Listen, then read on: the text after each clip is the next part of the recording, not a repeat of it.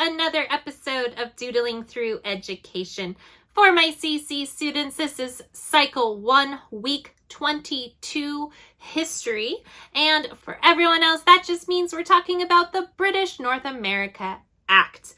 Before we get started, make sure you head on over to doodlingthrougheducation.com. There are workbooks there with worksheets that go along with each of these videos. There's 4-week worksheets per subject per week, and you can find them there at doodlingthrougheducation.com.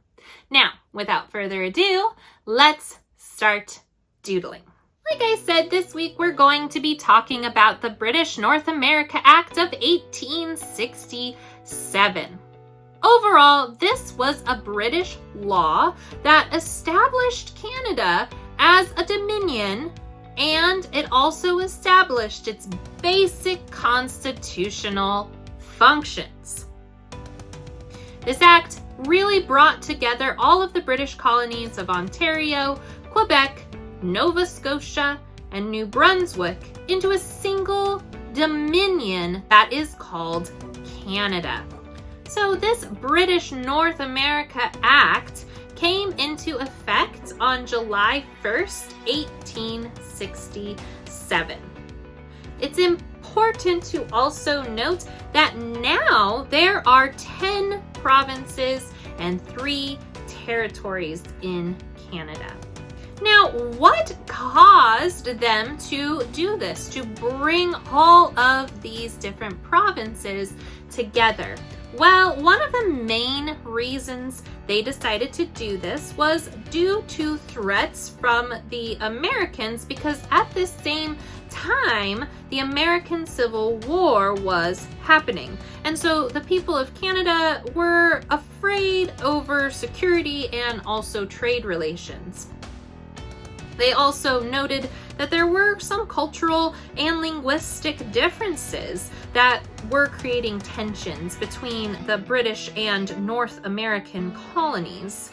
So the idea of confederation really took shape in response to some of these issues.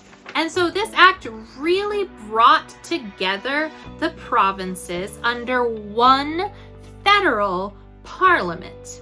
Now, this federal parliament had jurisdiction over matters that would affect the entire country. And some of these include defense, currency, and different affairs like indigenous affairs. Each individual province remained in control over the matters that were more local, such as healthcare and education.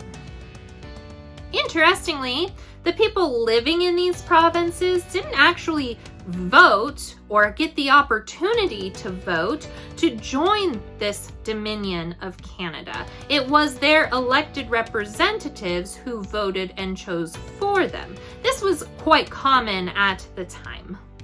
At this time, Britain still had constitutional power in Canada.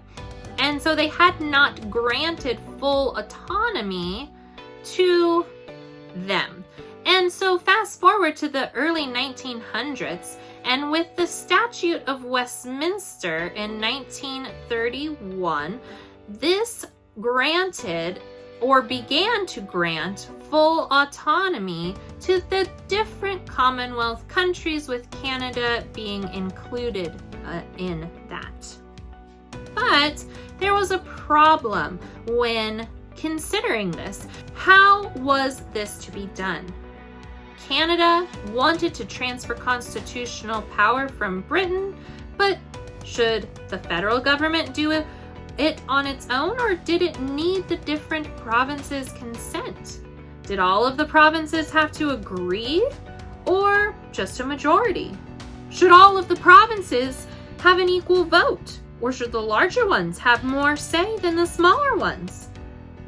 And should Quebec, which had interests that pertained to French Canadians, could they veto some of these votes to protect these interests? Unfortunately, Canada couldn't answer these questions, and so the power to change Canada's constitution stayed with Britain. There were many attempts since the 1930s to achieve constitutional change, and this series of attempts all ended in failure. Fast forward again to 1980, and the turning point really came during this time. Prime Minister Pierre Trudeau promised to reopen these constitutional talks, and he had several different ideas that we're not going to go deep into this video, but it's important to note that 8 of the 10 provinces at this time opposed his methods. So Trudeau said at this point that he would then proceed alone. He would ask Britain to change the British North America Act based on a resolution from Canada's Parliament. Unfortunately, the leader of the people who opposed this, named Joe Clark, held up this resolution in the House of Commons and took Trudeau to court. It was in 1981 that the Supreme Court of Canada issued a ruling. They ruled that legally Trudeau could proceed with a resolution of the Senate and the House of Commons. So then, in November of 1981, Canada's federal government and all of the provinces except Quebec agreed on a proposal to send to Britain. This new constitution would have a method for making the changes that they so desired. It would also include something called the Charter of Rights and Freedoms. Britain approved this deal, and it was signed by Queen Elizabeth II on the 17th of April, 1982. This was a landmark document. It allowed Canada to change its constitution without the consent of Britain. And in doing this, that meant that Canada had full independence.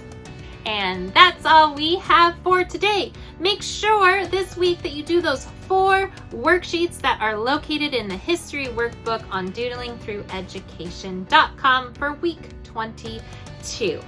And on that note, remember to be kind, follow God's will, and take care. Bye.